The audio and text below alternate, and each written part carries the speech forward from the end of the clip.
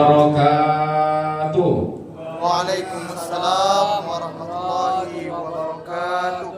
Terbang tinggi si burung balang, Cakep. turun hingga ke tangan. Cakep. Kalau dengar dari jawaban salam, agaknya bukannya tadi kekenyangan. Alhamdulillahillazi ja'ala syahrul Ramadan syahrul syiyamil mu'minin. Asyhadu an la ilaha illallah wa asyhadu anna Muhammadan abduhu wa rasuluh. Allahumma salli wa sallim wa barik ala sayyidina Muhammadin wa ala ali sayyidina Muhammad. Subhanaka la ilma lana illa ma 'allamtana innaka antal alimul hakim. Allahumma inna nas'aluka 'ilman nafi'an wa 'amalan mutaqabbalan wa rizqan halalan tayyiban. Allahumma inna na'udzubika min 'ilmin la yanfa' wa qalbin la yakhsha' wa du'a'in la yusma' wa 'amalin la yurfa'. Amin amin ya Allah ya Allah ya arhamar rahimin. Apa kabar Bapak Ibu hadirin dan hadirat semuanya? Alhamdulillah. Alhamdulillah. Sehat? Sehat. Kantong sehat? Alhamdulillah. Kalau lihat wajah tidak ragu kita. Wajahnya insya Allah wajah-wajah orang kaya semua. Amin. Amin. Mudah-mudahan Allah kayakan kita dengan harta, Allah kayakan kita dengan amal ibadah.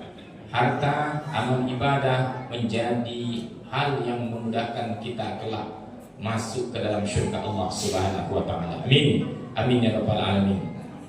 Ini Ustadz malam ini Ustadz dalam negeri. Cuman tak pernah nampak wajah Ustadz nih. Kok tiba-tiba malam ke-13 baru nongol. Ya Ustadz, setiap malamnya ada jadwal. Baru malam inilah saya kebagian di Masjid Nurul Jannah.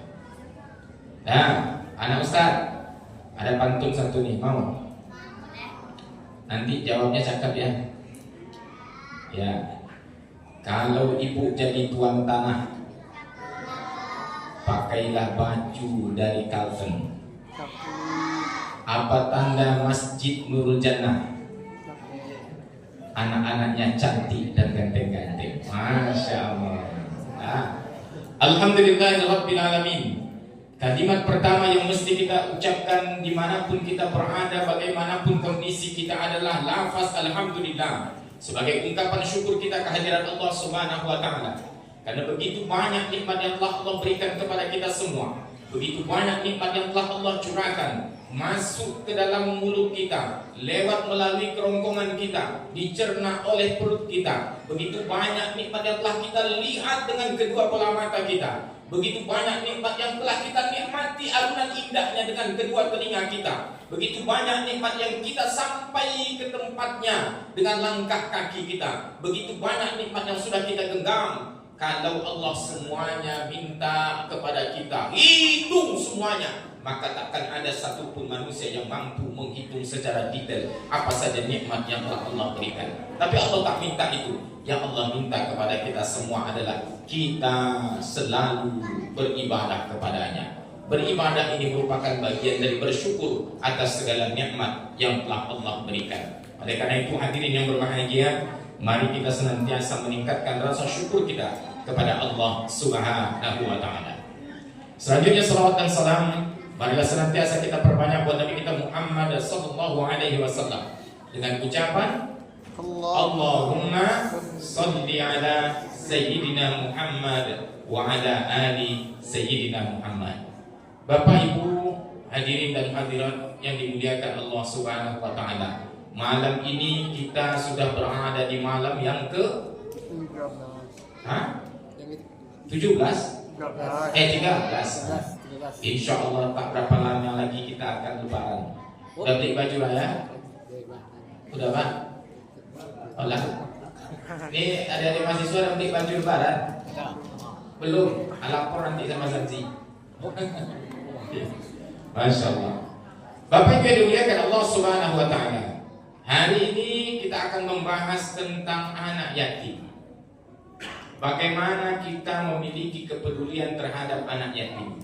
Tapi sebelum jauh kita membahas bagaimana cara kita peduli dengan anak yatim, kita harus tahu dulu akar kata dari al-yatim.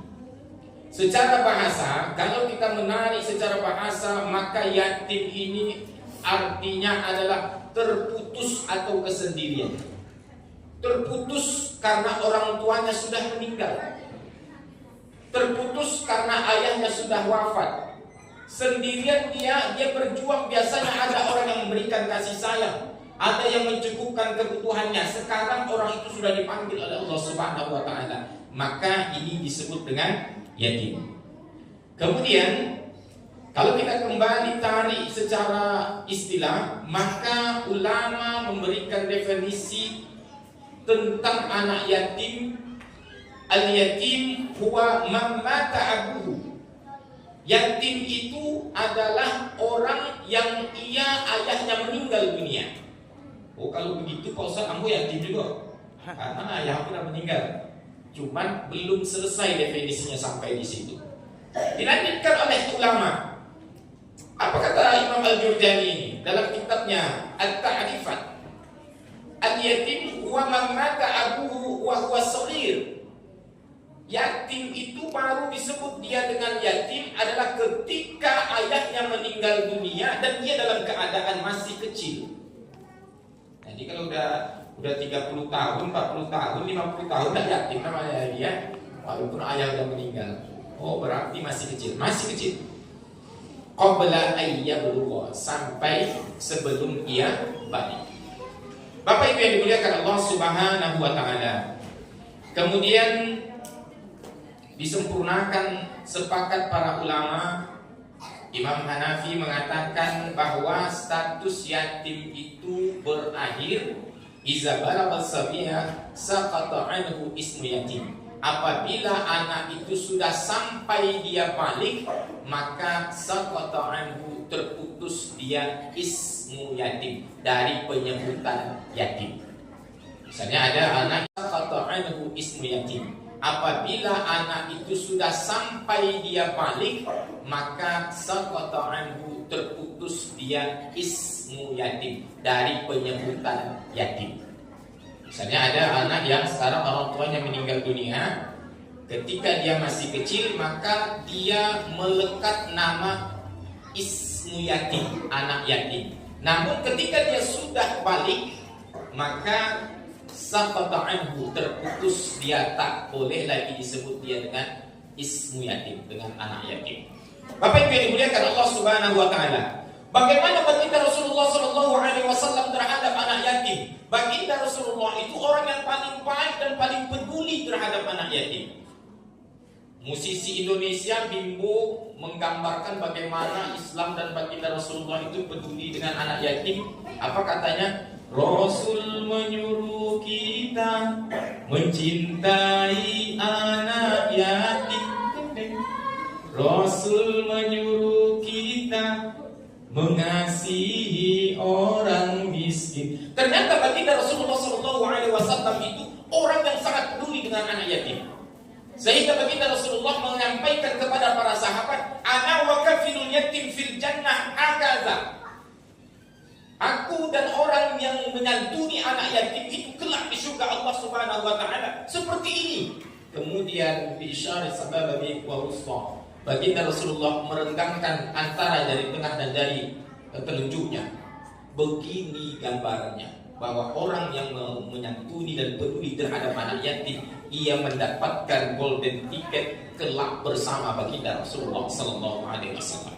Jadi pembahasan kita nih malam ini bukan pembahasan biasa, tapi pembahasan ketika kita bisa menjalankan sunnah dari baginda Rasulullah ini dengan mengambil peran sebagai orang yang suka menyantuni anak yatim, peduli terhadap anak yatim, maka kita akan berpeluang mendapatkan golden ticket untuk bersama dengan baginda Rasulullah di surga.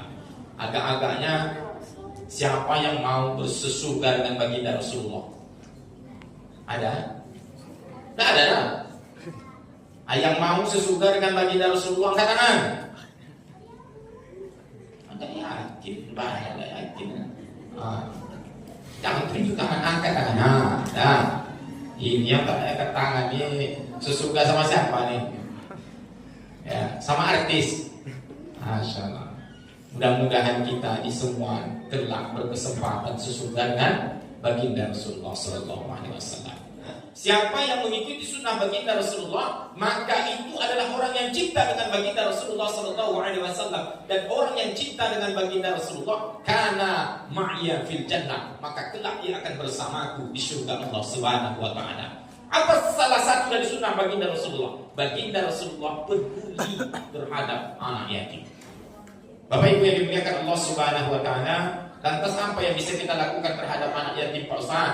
Yang pertama yang mesti kita lakukan terhadap anak yatim adalah memberikan mereka kasih dan sayang. Nah, catat anak Ustaz yang wartawan cilik. Wah, ini banyak wartawan kita malam ini. Ya, catat ya. Berikan kasih dan sayang. Datanglah seorang pemuda kepada baginda Rasulullah, ia mengadu, ya Rasulullah, kenapa hatiku ini begitu keras ya Rasulullah? Apa yang disarankan oleh baginda Rasulullah di saat pemuda itu datang? Apa kata baginda Rasulullah? Pergilah datang kepada orang miskin dan usaplah kepala anak yatim. Baginda Rasulullah bukan suruh sholat, bukan suruh yang lain, tapi baginda Rasulullah pergi ke tempat orang miskin, bantu orang miskin dan santuni anak yatim, usap kepalanya, mengusap kepala ini melambangkan bahwa kita memberikan kasih sayang. Tapi jangan sampai seperti ini besok kan nampak anak yatim lewat kan, sini dulu deh. Apakah sini dulu anak kamu anak yatim kan, iya, buka pecinya. Oh sayang, anak tulah menggaya di rumah, anak pergi sekolah kan. Kata Ustaz yang malam 13 tuh kan,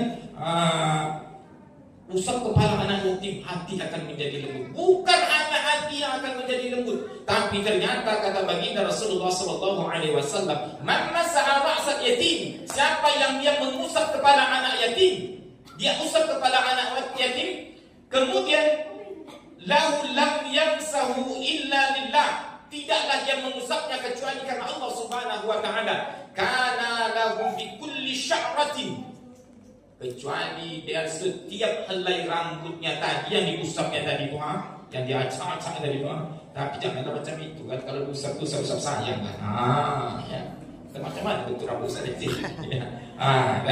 Diusap sayang.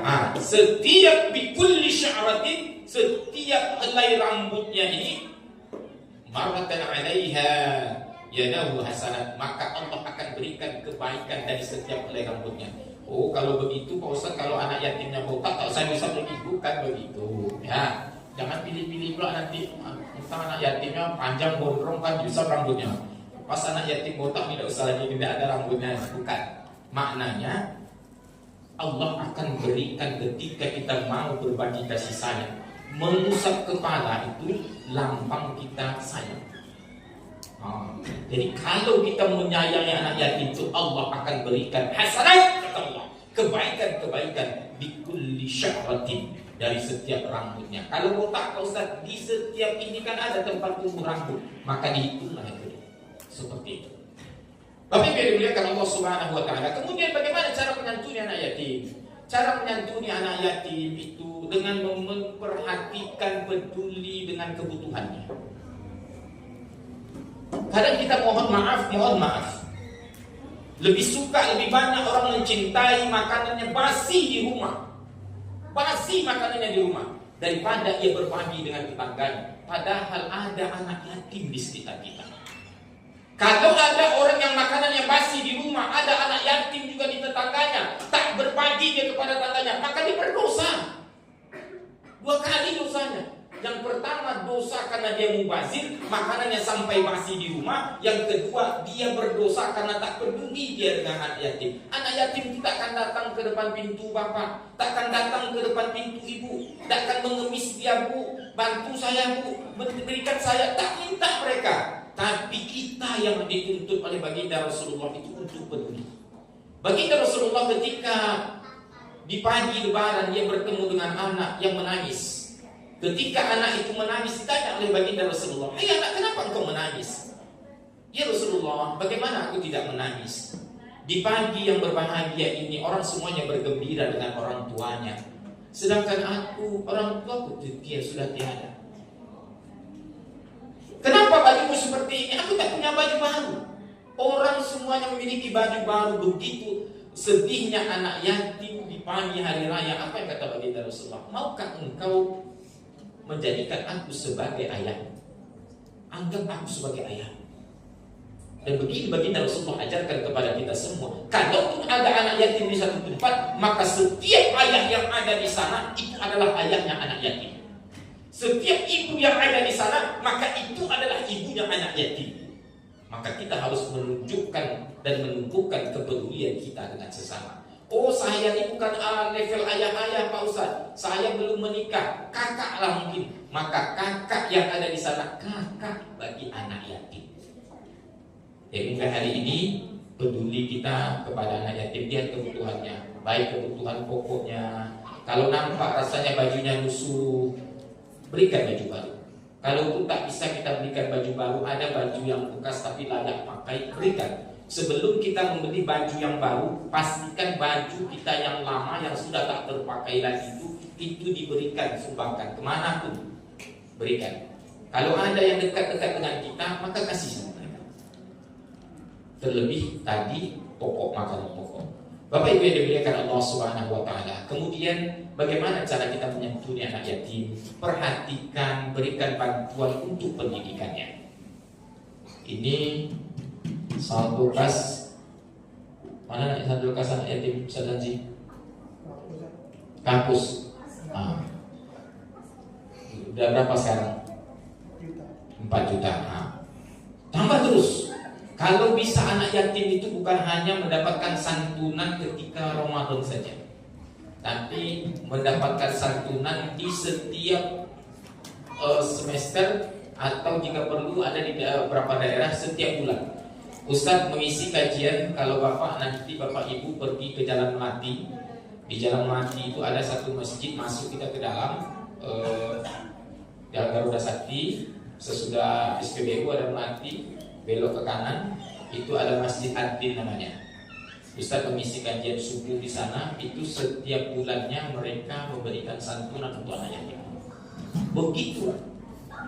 Apakah menunggu? Tidak, mereka pakai donatur. Setiap awal bulan, minggu pertama awal bulan mereka subuh itu kajian subuh, di situ santunan anak yatim. Ini mungkin program ini bisa kita gunakan karena mereka tuh bukan hanya dibahagiakan sekali setahun, tapi kalau bisa kita peduli kepada mereka itu setiap bulan dan setiap hari. Sekali sebulan mungkin santunan besarnya, setiap hari pedulilah kita lihatlah siapa yang anak yatim di belakang ini. Jangan sampai anak yatim itu dia lemah secara ekonomi, dia lemah secara pendidikan, tapi harus kita pedulikan mereka. Dan kemudian untuk anak yatim, jangan sedikit pun lemah. Kalaupun orang tuamu sudah tiada, baginda Rasulullah SAW itu menjadi orang yang hebat. Ternyata baginda Rasulullah itu ditempa dengan pendidikan yang sangat luar biasa. Baginda Rasulullah dalam kandungan ibunya, ayahnya sudah tiada. Baru dia usia bayi 20 tahun, ibunya sudah tiada. Jadi baginda Rasulullah itu yatim piatu. Jadi kalau ada anak ustadz yang yatim hari ini, bersabarlah, tetap tingkatkan semangat untuk belajar, semangat untuk berusaha, semangat untuk menempuh masa depan yang cerah. Karena wafatnya orang tua bukan akhir dari segalanya. Bapak Ibu yang dimuliakan Allah Subhanahu wa taala. Kemudian yang terakhir yang mesti dan tidak boleh kita lakukan, tidak boleh kita menghardi anak yatim. Allah sudah memberikan ancaman ini bahwa orang yang menghardi anak yatim, apalagi berbuat zalim kepada anak yatim, maka tempatnya bagi mereka adalah neraka Allah Subhanahu wa taala. Jangan sampai kita termasuk orang yang memakan harta anak yatim, karena kelak akan ada di neraka orang yang perutnya itu berisi dengan cairan yang begitu sangat panas. Ketika itu ditanya kenapa bisa seperti itu, karena semasa hidupnya ia memakan harta anak yatim. Mudah-mudahan kita yang hadir di masjid ini, kita yang berada di komplek Villa Pesona Panai dan Trilogi 2 ini menjadi ayahnya anak yatim, menjadi ibunya anak yatim, menjadi kakaknya anak yatim, menjadi orang-orang yang peduli dengan anak yatim. Dan mudah-mudahan dengan hal seperti itu Allah berikan kita kesempatan untuk masuk ke dalam surga Allah dan dekat dengan baginda Rasulullah Sallallahu Alaihi Wasallam. Amin, amin ya rabbal alamin. Inilah yang bisa saya sampaikan pada kesempatan kali ini. Mudah-mudahan bermanfaat bagi kita semua. Kalau ada jarum yang patah, jangan disimpan sampai berkarat. Kalau ada kata-kata Ustaz yang salah, mohon maaf dunia dan akhirat. Assalamualaikum warahmatullahi wabarakatuh. Waalaikumsalam warahmatullahi